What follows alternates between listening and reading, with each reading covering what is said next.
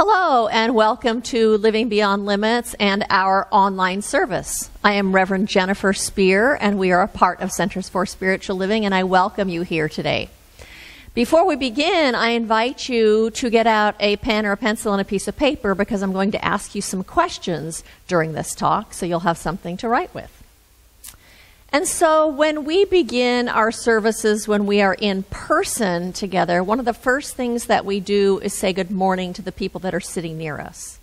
And what really happens is that's a time for us to open our hearts and feel that connection that we have with each other and to revel in that connection and in that love that we feel for each other. And so since we're not in person right now, what I invite you to do is to close your eyes for a moment and just to imagine in your mind's eye some of the people that you sit near on a Sunday morning. And if you don't regularly attend with us, imagine some of the people that you love and care about. And so right now, send them some of that love. See you wrapping them in your love and your care, seeing them stand in their wholeness and in their power. And to know that as you are doing that, you are actually sending them a blessing.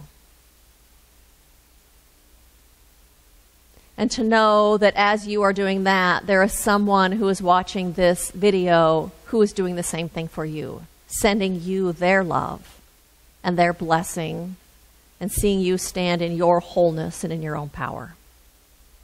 And how wonderful it is to get to participate in being a blessing for each other.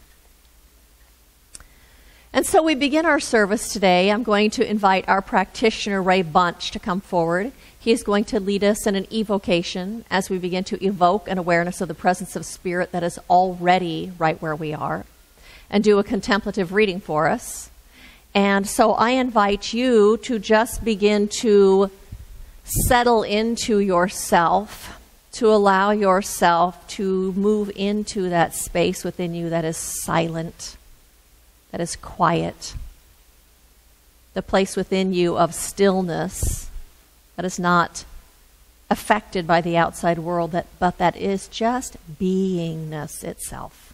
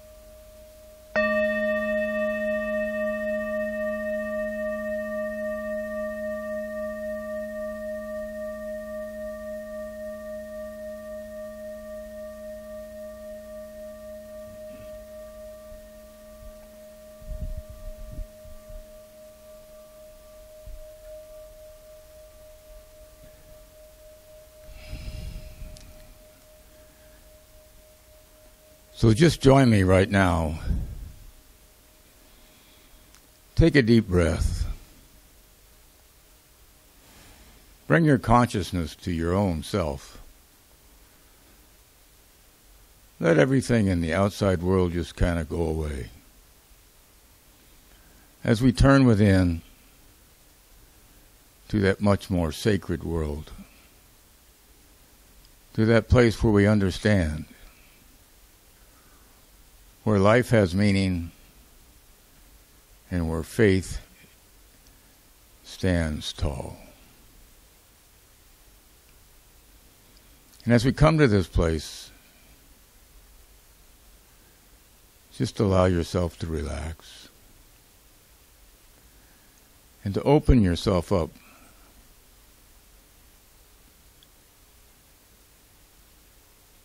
be willing to enter into uncertainty. Challenge yourself to hear something new. Pay attention to what happens inside of you what your thoughts are and what your beliefs are that fly up around this talk today. And as you observe all this, I just bless you. For I know that there is one power, one source, one energy, and one creative force, and that we all have access to it because it is simply who we are. For we are born from this. We are in this. And we are it manifested right here, right now, in this life. So I bless this service. I bless everyone involved with it. And I particularly bless Reverend Jennifer as she opens herself up and allows the stream of spirit to pour through her in miraculous ways. And I simply say, thank you, God. And so it is. Amen.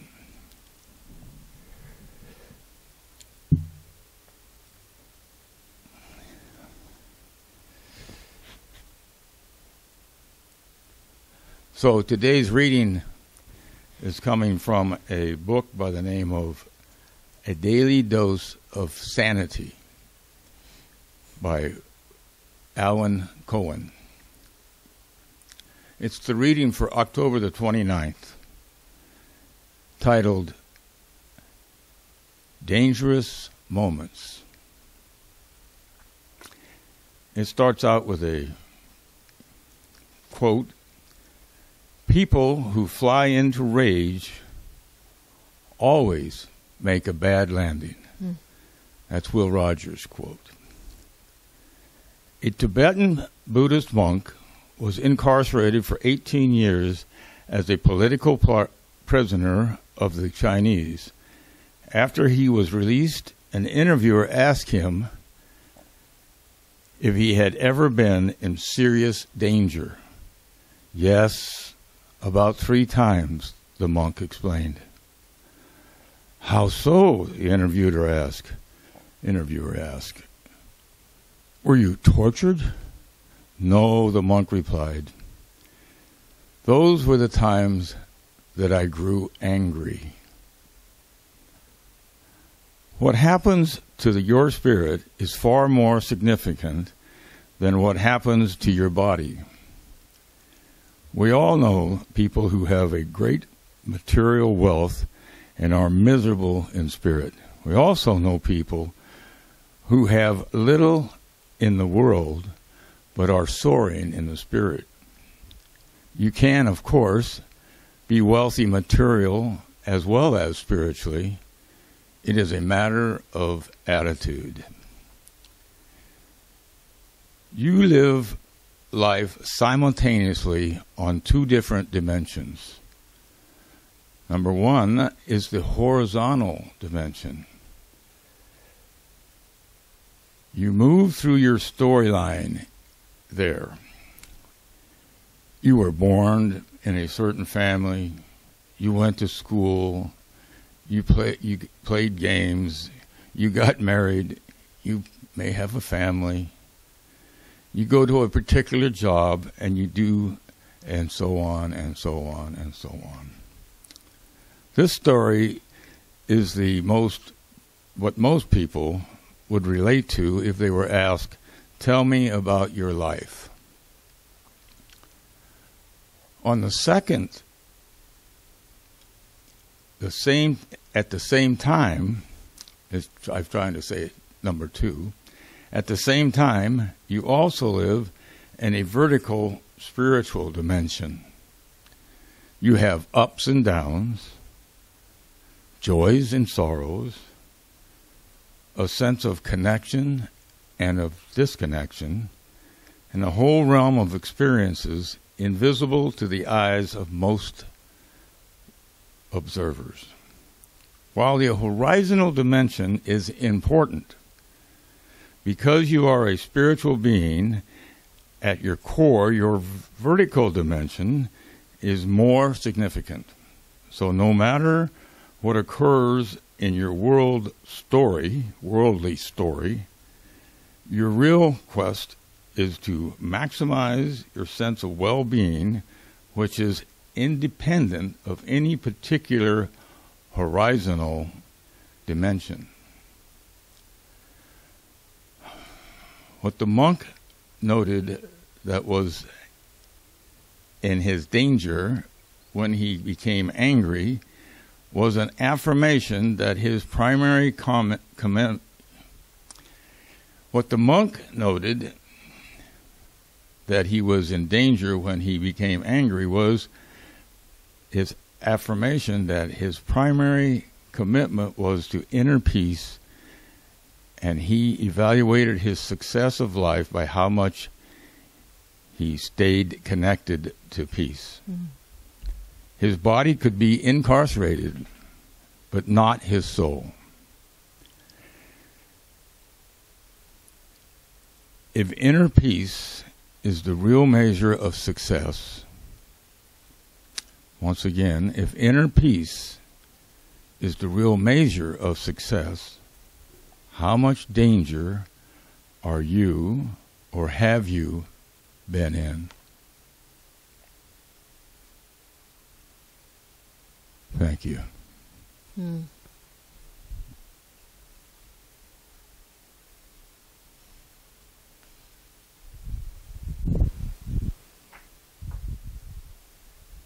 Thank you, Ray. Very nice. And so I'm going to share with you now our mission statement. So if you know it, you can say it along with me. And if you don't know it, I invite you just to take it in. It goes like this. We are a sanctuary where people can discover and reveal the presence of God within their own being and experience their oneness with all life. Through the realization of this inner presence of love and peace, we give way to the evolutionary impulse of the divine and become a beneficial presence in the world. And so that's what we're up to here at Living Beyond Limits, is we are giving ourselves the opportunity by remembering that yes, indeed, that presence of the infinite is right at the center of our being. That one presence, that one power, that one life of spirit that expresses itself in and through and around and as everything expresses itself within us as peace and as love, as the truth of our own wholeness and our own power, as a presence of good. Because what happens is when we come to know that and remember that, we walk through the world differently.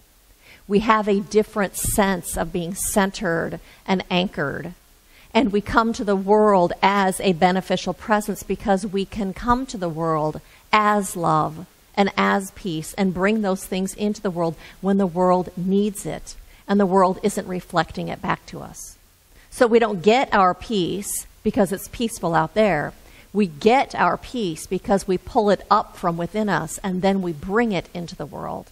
And as we do that, it changes things around us. We bring our love into the world and it changes things around us. And so I thank you for saying yes to the call of your own spirit, to be walking this spiritual path and bringing that divine presence into this world, and for being a beneficial presence in this world. I thank you for that. And so, as human beings, we have a need to understand things. We have a need to make sense of things. And so during these chaotic times, as we live through a worldwide pandemic, and as we move through a crazy election cycle, as we move through this time of divisive politics and disinformation, as we live through this time of civil unrest and protests, we want to be able to fit those things into a context and to make sense of them and to understand them. And when things are happening in this world that don't feel right to us, we want to be able to set them right. And as awake spiritual beings and awakening spiritual beings, we also don't want to be part of the problem. We don't want to add to that chaos that's going on in the world. In fact, as spiritual beings who are awake, what we really want is to be part of the solution. We want to be part of the answer. We want to be able to be a beneficial presence to the whole. And I know that right now it's really easy to get into fear. It's really easy to get into anxiety and into worry about the economy and about business, maybe your own business, to get into fear and worry maybe about your job. It's easy to get into worry and concern if the people that you love and care about might get sick. It's easy to worry about the election that is coming up in 2 days, and that if it doesn't turn out the way that you want it to turn out, that our country might go down a road that you don't want it to go down. And it's easy to get into fear and worry about those things. It's easy to get caught up in the forecasting that the media presents to us, which is almost always the worst case scenario of what might happen. Or we do forecasting of our own, and we make up stories about how awful things might be. We make up stories that really the bottom line is always that somehow things won't be okay, or even underneath that, the fear that we won't be okay. Do you have any of those stories going on in your head?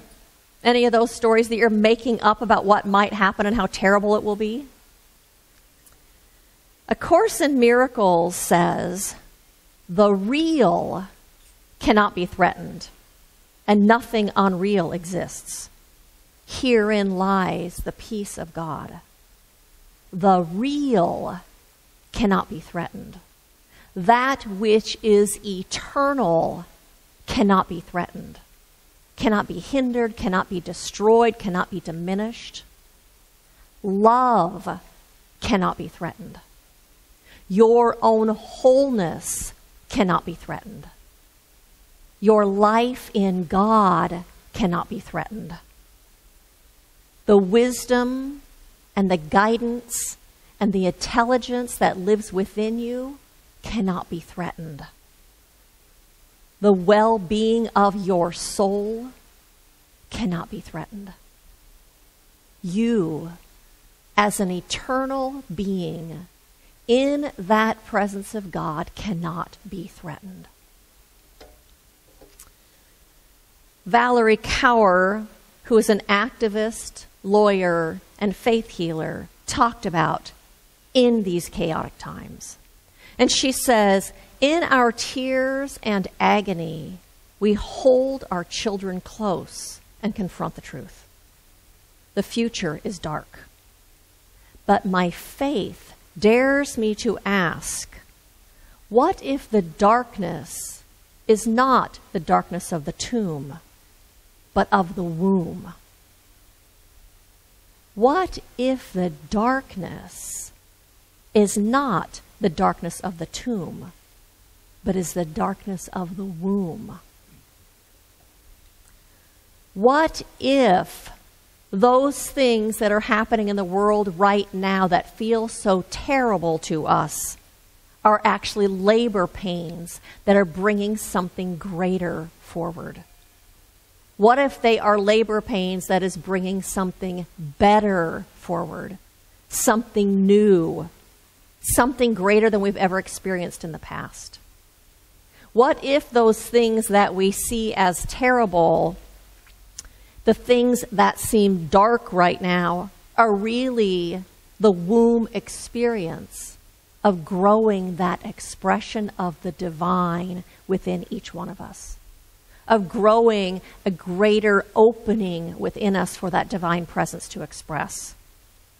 What if that womb experience, the darkness that we see, is creating something greater throughout humanity, and a greater opening for that one that is within us and that one that is within society? The title of my talk today is Labor and Delivery. And I'm talking about that it is the nature of the divine to unfold itself in ever greater ways, in ever more full ways, more complete ways than it has. That is the evolution of this physical world, the unfolding of that divine presence in greater and fuller ways. It is the nature of life to express that presence.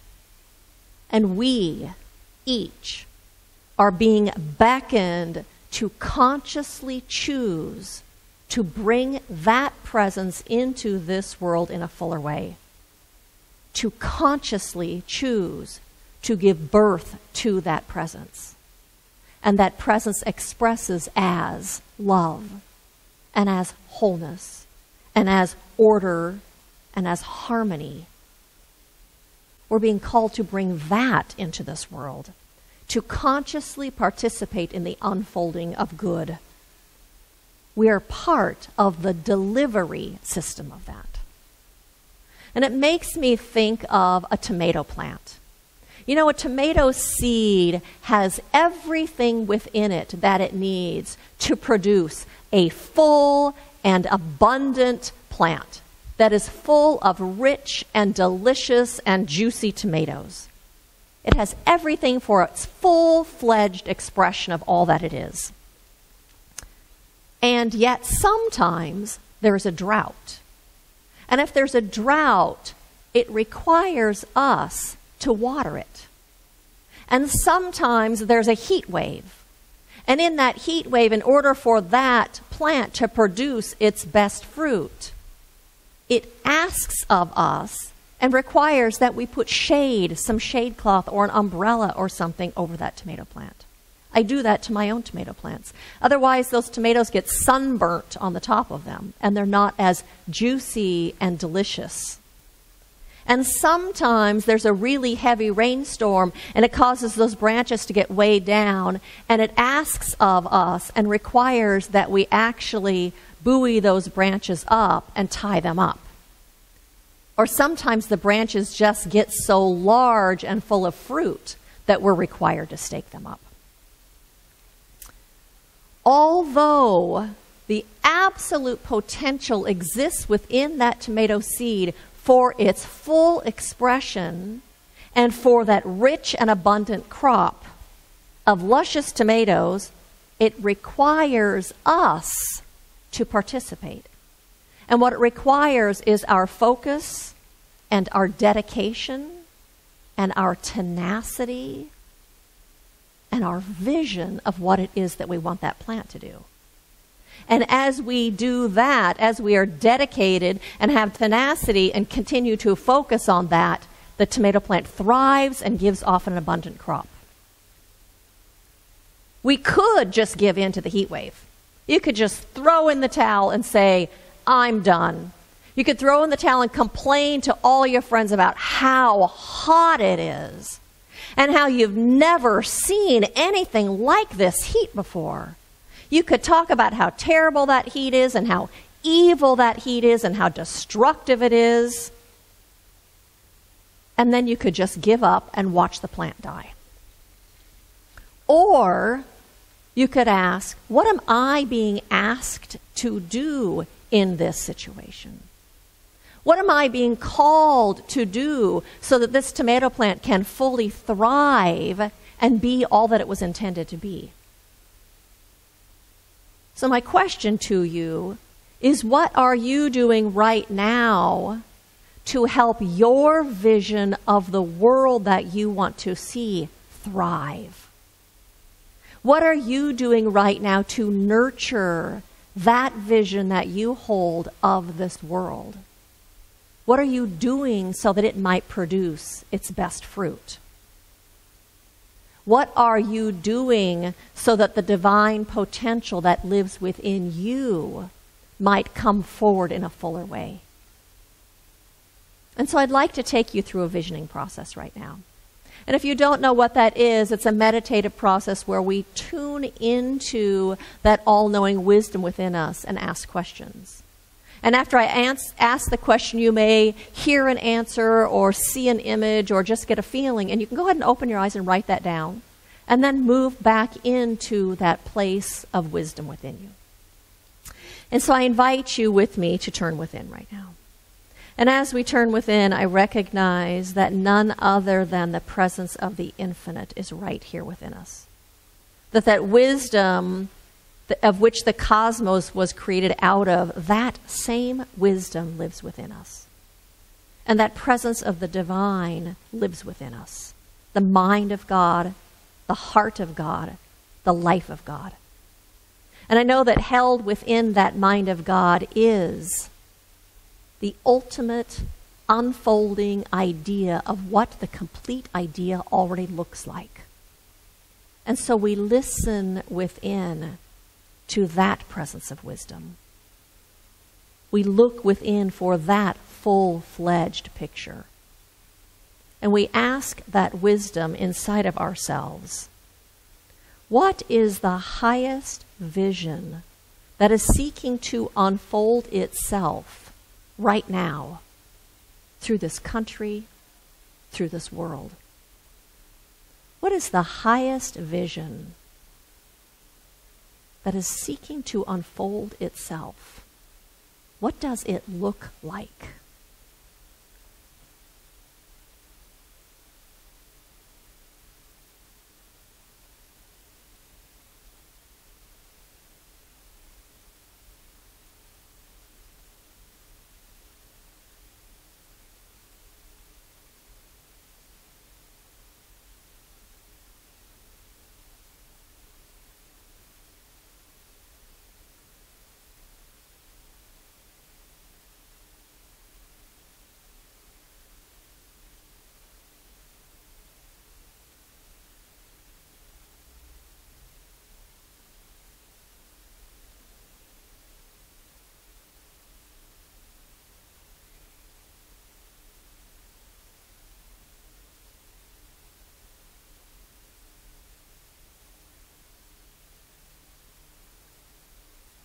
And in full communion with that wisdom, with that knowing mind of God inside of us, of our own spiritual essence, we ask, what does that highest vision feel like? What is its feeling tone? What is its essence?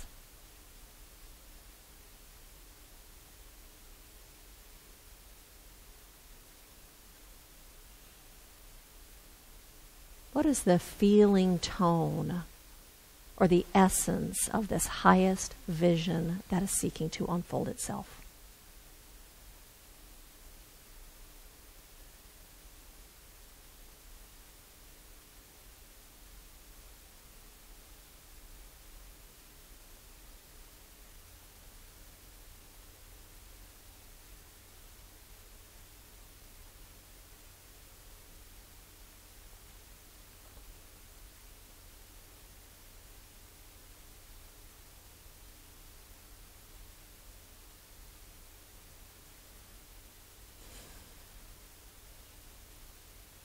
And turning within one more time.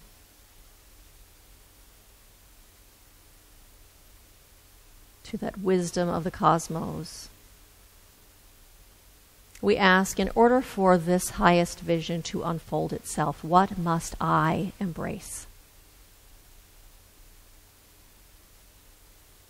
What must I embrace so that this vision might unfold?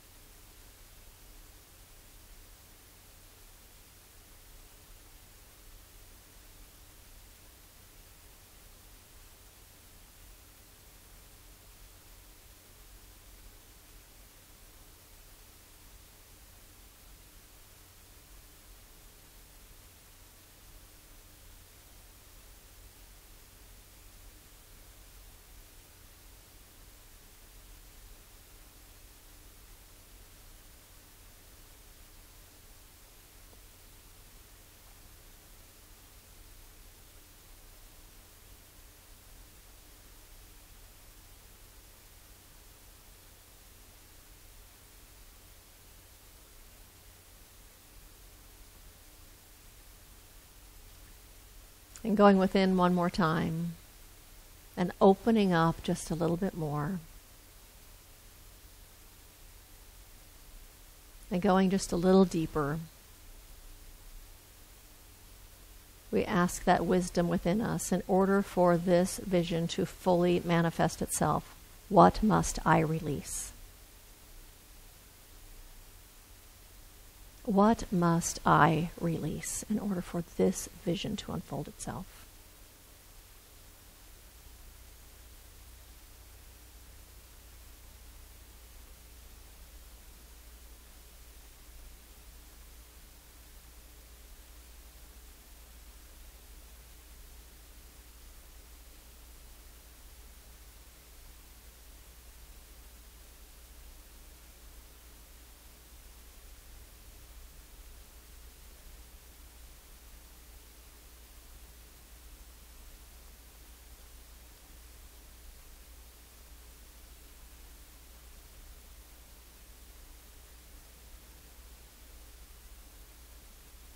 And moving back within one last time. Asking our own soul, what am I being called to do? In order that this vision might unfold itself, what am I being called to do? What is my part to play?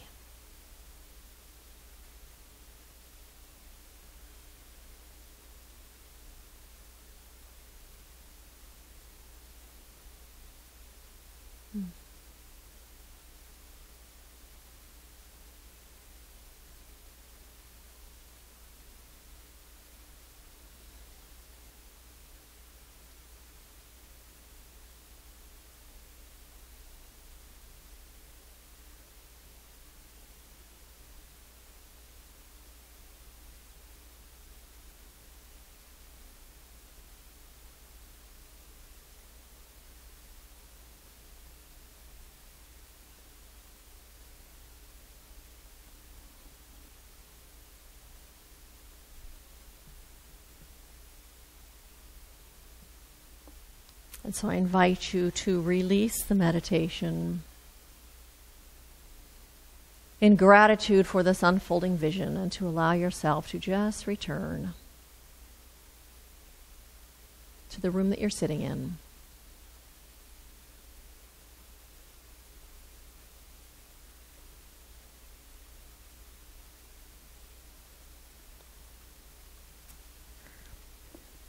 In the Science of Mind textbook, Ernest Holmes says, "We are on the path of experience, just waking to the real fact of our true being.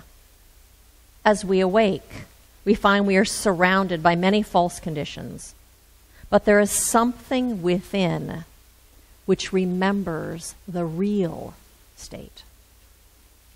There is something within us that remembers who we are and that remembers what we are and that remembers why we are here.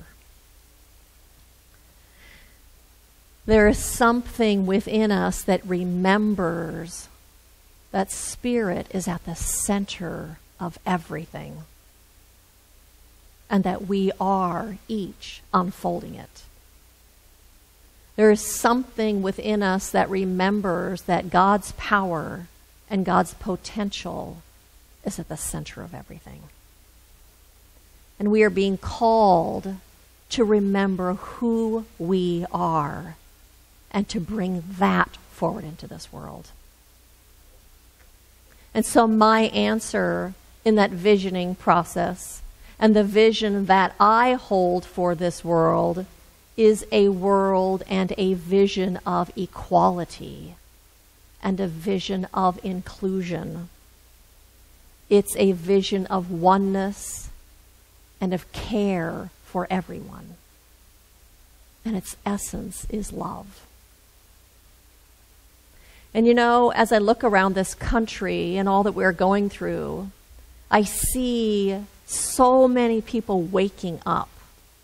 And as a result of Black Lives Matter movement and the protests that are going on, I see an awakening happening within white people in this country, of waking up to the fact that things have not been equal, that this has not been a nation of equality. And I see people creating change. I see people creating change within themselves, shining a light into those dark places that they hadn't been aware of. I see systematic changes happening and structural changes happening in business and on TV and in policies. There's an awakening that has been happening because of the struggle and what looks like chaos. In the midst of COVID-19, I see people becoming aware of new priorities, or priorities that were there all the time, but they were so distracted and so busy that they weren't actually giving time to those things that were of value to them. And I see people changing the way they're living their lives and living more in alignment with those values and with those priorities. And so I read an article, a story in the Science of Mind magazine that I'd like to share with you. He says, years back, I had my first opportunity to travel to the island of Roatan in Honduras to reunite with a friend I knew in college who was departed due to unfortunate circumstances. I remember traveling down a bumpy road to a small Garifuna village tucked up against the Caribbean, filled with banana trees, children playing soccer on the beach, small shacks with tin roofs, and some traditional mud huts. As I was introduced to many people from the village of Punta Gorda, their smiling faces, bright eyes, and kind hearts brought me a level of comfort and connection. In the back of my mind, I had this idea that I was there to change something, to be of service to the people. We talked about getting clean water that was accessible each day. We talked about creating a sustainable farm for the youth to be a part of to keep them out of trouble. We talked about a cultural center for tourists to learn about the beauty of Honduras and the Garifuna culture. Over the course of the next 7 years, I returned for 1 or 2 months each year, and we accomplished many of the things that we thought of. During this time, I realized something profound. You see, I thought I was there to somehow help them, but what I didn't recognize until later was that they were divinely planted in my path to help me. Their kind hearts, welcoming energy, empowered outlook, and deep connection with life was a blessing waiting for me on a small island off the coast of Honduras. Things aren't always what they seem on the surface level.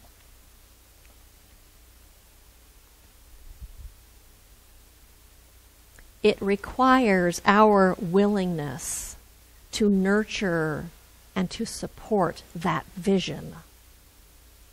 It takes our willingness to feed it, to support it, to act on it. Otherwise, there's just labor and no fruit.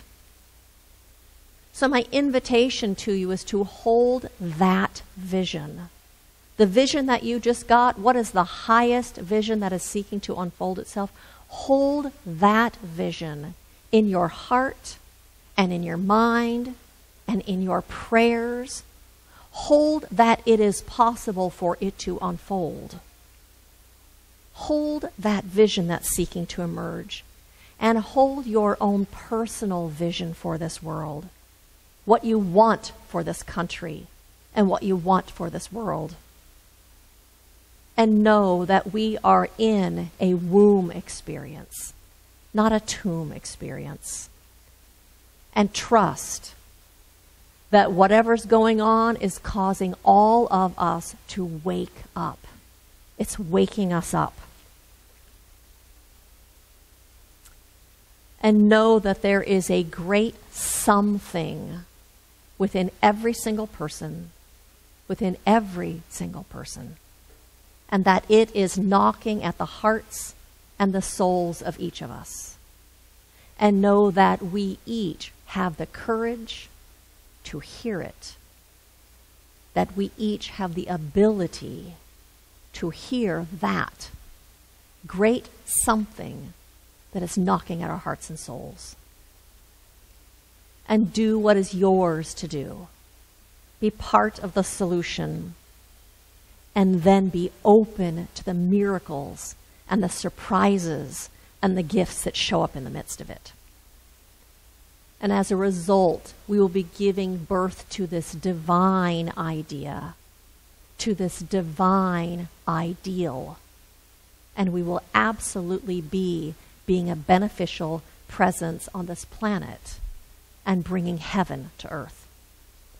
And so blessings to you on this path of remembering who you are, this path of self-discovery, and this path of giving birth to that divine presence in this world that is beautiful and magnificent and healing. Thank you to you, and blessings to you. And so I invite you to join me in an affirmative prayer. And so I turn my attention right now to the truth that yes, that omnipresence of Spirit is everywhere.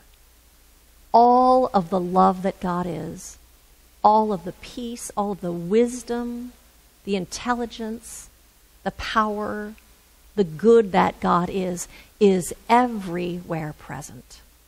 And that this power and this presence is the one that is the sustainer and the maintainer of all life.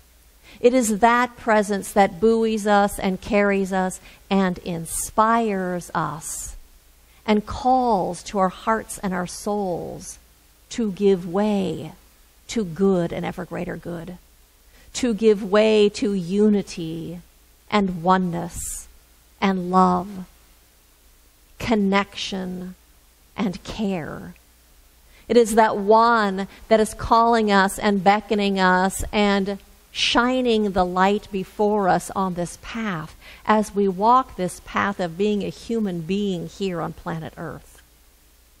When in truth, we are spiritual beings here bringing the light to this planet. And so as I look around, I see that there are divine lights all around me. That light of the divine presence is expressing itself within people everywhere that I look. And it is expressing as love and connection and care and hands reaching out and hearts being open and embracing and caring. I also see that light of the divine right now, expressing it within in the minds and bodies of each and every single one of us as wisdom and as choices that support the thriving of this planet and that support the thriving of humanity. And so I speak this word also about the election that is happening this week. That it is the presence of the I am within each one of us that leads us and guides us. It is the presence of the I am that is the voter, that is the activity of the voting. And that presence unfolds itself as correct and perfect decisions and choices and people and positions and places. That divine presence is truly the only power that there is. And it is the only presence that there is. And it is active here and now within and as this election. And so it is with gratitude for recognition of this infinite one that I lean into it with my trust and my faith and my heart and my soul. And I live my life here in this connection, in this oneness, in this atmosphere, in this energy of good and of love and of truth.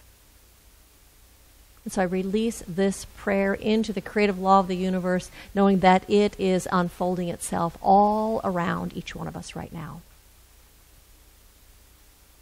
And so it is with a grateful heart that I release this prayer.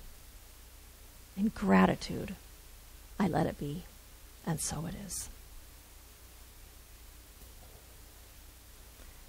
And so I invite you to continue to hold this country and the election and all of us in that vision and in that light and in your own spiritual knowing and peace and love. And so, a couple announcements for you. One is that we still are doing Ministry of Prayer. So if you would like us to support you in prayer, you can email Barbara Conant or text or call her, or you can email livingbeyondlimitscsl@gmail.com, and we will put you on our Ministry of Prayer list and support you for the next week in prayer.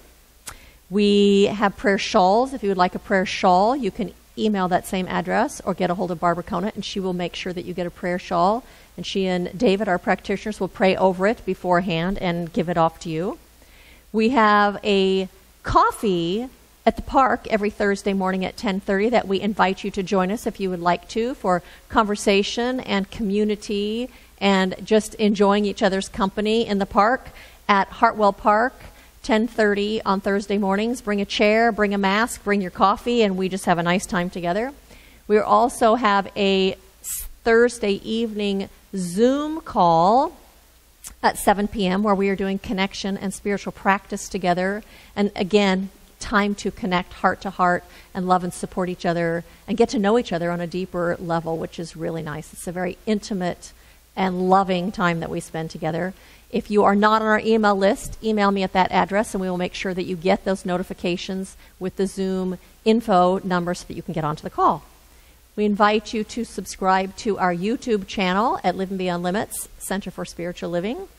And last, I would like to thank you for your ongoing support of Living Beyond Limits. It is allowing us to stay in the black as we move through this time of staying safer at home, and to continue to do business and continue to support our young employees so that they can also move through this time with ease. And so blessings to you. I will see you next week in the park, November 8th. We are having a Sunday service at Hartwell Park. I look forward to seeing you there, and I will see you back here in 2 weeks. Bye-bye.